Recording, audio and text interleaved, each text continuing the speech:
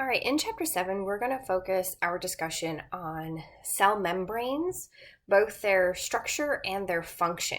While we're going to use the cell membrane or the plasma membrane as our model membrane that we're going to be looking at, really what you learn in this chapter is applicable to any cellular membrane that you might encounter, including those that surround the various organelles of eukaryotic cells. So as we get started,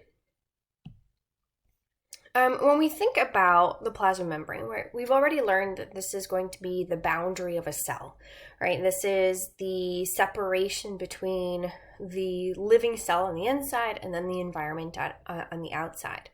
And plasma membranes exhibit what is called selective permeability. This means that not only are they the definition of, what is a cell, right, or the boundary of that cell, but they also regulate what goes into the cell and what comes out of the cell. Not everything can go in or come out. Only certain things are allowed passage across that phospholipid bilayer. And so in this particular computer animation, if I play it, this is actually a cross-section through the phospholipid bilayer, might be the plasma membrane, for example, of a cell, as imagined by a person who does computer animations. So the phospholipids are in yellow and green, the yellow hydrophilic heads, and then the green hydrophobic tails. You can see there are two layers of the phospholipids. So here's one phospholipid layer, and the second one is up here. And then all of the red and gray little spheres are water molecules, and they're moving because they have that thermal energy. They're bouncing around everywhere. And you'll notice that there are very few, if any, water molecules where you have the hydrophobic tails of the phospholipids, right? So water molecules are polar.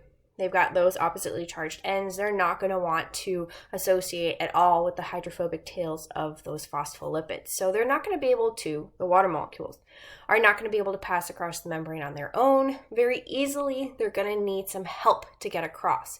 And so if a cell finds itself in the position where it needs to allow water to go in or out very quickly, what the cell will do is it will make a protein that can specifically allow water molecules to pass safely across that hydrophobic core of the membrane. And so in blue here is a ribbon diagram of a protein that's called an aquaporin. Aqua, water. Porin makes you think of pore. It's literally a protein that creates a pore for water molecules to safely cross the membrane. So you can see the water molecules here making their way through the inside of that aquaporin. And in fact, cells don't just do this for water, but they'll do it for any other substance that they need to come across the membrane. If that substance cannot pass on its own, a cell will make a protein that's specific, that's specialized for moving that particular substance across the membrane. They'll put that protein into the membrane, and because of the presence of that protein there, that new substance now has safe passage across the membrane, either into or out of the cell. Okay, so the first part of this chapter, we're going to talk about the actual structure of a plasma membrane or a cell membrane. So we've already discussed phospholipids before, and we've mentioned how these macromolecules are important and create the basic structure of most cell membranes. Now remember that phospholipids are amphipathic, right? They're amphipathic molecules, meaning that they have one end that is hydrophilic, loves to be with water, and the other end is hydrophobic and is afraid of water, right? So you've got the hydrophilic heads where the glycerol and the phosphate group is, and then you've got the two hydrophobic tails, which is where the fatty acids are. And we talked about how if you were to take a handful of these phospholipids, throw them into water, they naturally will self-assemble themselves into a phospholipid bilayer, which is that basic structure of a cell's membrane. That phospholipid bilayer allows the hydrophobic tails to hide from the aqueous solution on either side of the membrane, and the hydrophilic heads don't have a problem interacting with the water inside and outside the cell. Okay, now as we study membranes, scientists have developed sort of a model that explains the structure and function of a membrane. And so we call membranes fluid mosaic models. There's two parts to this model, fluid and mosaic. Let's talk about both of these terms. So when you have this fluid mosaic model in a membrane, the term fluid can have several meanings, right? Oftentimes we think fluid, we think liquid. There's no liquid in the membrane. We think of fluid in this case as having the ability to move, right? When something is fluid, it moves, it's not static. And so think of the components of membranes not being stable in place, but they have the ability to move around. And then a mosaic, right? If you're familiar with art, you've taken art appreciation maybe, you know that a mosaic is a piece of art that's created usually from smaller pieces of ceramic tiles or glass. And these small pieces are arranged in a certain way to either create a pretty pattern or paint a picture. So a membrane is much like a mosaic. You don't just randomly shove, the pieces of tile in any place. You put the pieces of tile in specific locations where they can create that image that you're going for. Well, in this case, those proteins and the lipids that are also incorporated into the cell's membrane, they're put into certain places within the membrane where they don't necessarily paint a pretty picture, but they have a specialized role in that particular location of the membrane. So maybe let me give you an example of why this would be important for a cell. So if we start our little sketch pad here, the example that I'm going to go through is an example of a nerve cell, or what we call a neuron. Let me clear my canvas. All right, so a nerve cell or a neuron.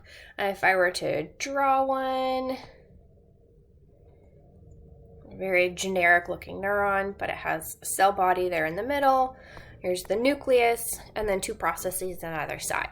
And nerve cells, or these neurons, are put end to end throughout your central nervous system, your peripheral nervous system, and they help to send impulses from one part of your body to the other so parts of your body can communicate. Now, when you have multiple nerve cells or neurons lined up end to end, and they send these electrical impulses down the length of the cell, the interesting thing is that these two cells are not touching, right? So right here is a gap between those two cells, and this gap is called the synapse.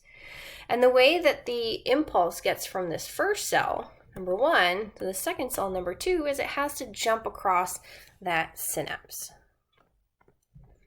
Now, if the cells aren't actually physically touching each other, how does the signal get from cell 1 to cell 2? Well, cell 1, at the synapse here, it's got little vesicles that are filled with neurotransmitters. So those little dots are neurotransmitters. And when the impulse gets to the end of that process on this first cell, all those neurotransmitters get dumped into this synaptic space.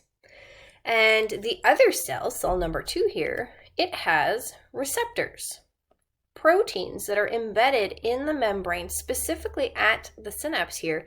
They get a chance to bind to the neurotransmitters. And when they bind to the neurotransmitters, that will initiate a response in the second cell that will initiate a second stimulus and allow the second cell then to transmit that electrical impulse, continuing down the line to the third cell and so on and so forth. Now imagine that these receptors that are here in the synapse, what if the cell didn't put them there? What if the cell decided to put the receptors out here on one of its processes or out here in the cell body? Well, that's great and all, but the thing is that the neurotransmitters are only released here in the synapse. So all of these receptors here are not going to get a chance to interact with the neurotransmitters. They're not going to be able to do their job. They're just going to hang out there and do absolutely nothing. And that wouldn't be functionally meaningful for the cell. And so the cell, when it decides to put proteins, decides to embed proteins in its membrane, it needs to make sure that it puts them in certain locations in this mosaic that the proteins will be able to accomplish their job in that position. So they want to make sure that they can put those receptors for the neurotransmitters there at the synapse. Okay, so now going back, we understand that the cell membrane is a fluid mosaic. So the components of the membrane are going to move, and it's a mosaic. It's a lot of different things put together in a functional pattern. right? Not just randomly distributed within the membrane. And so if we look at this cross-section, cartoon diagram of a cross-section through a plasma membrane, right? You've got your phospholipid bilayer here. You'll notice there are a lot of purple proteins that are associated with the membrane. There are also some carbohydrates in green.